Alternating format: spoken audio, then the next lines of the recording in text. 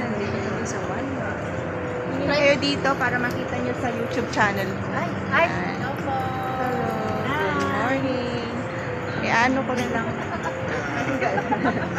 Ito ang mga turista. Dito kami sa Kampong Ayer. Kampong Ayer is the world's largest historic water village located on stilt over the Brunei River in Bandar Seri Begawan. Brunei historically known as the Venice of the East.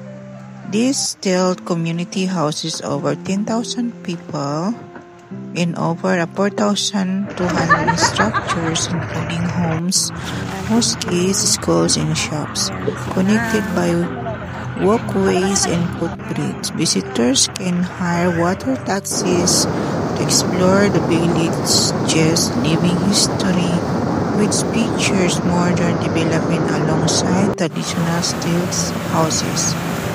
This is a Kampong Ayer River.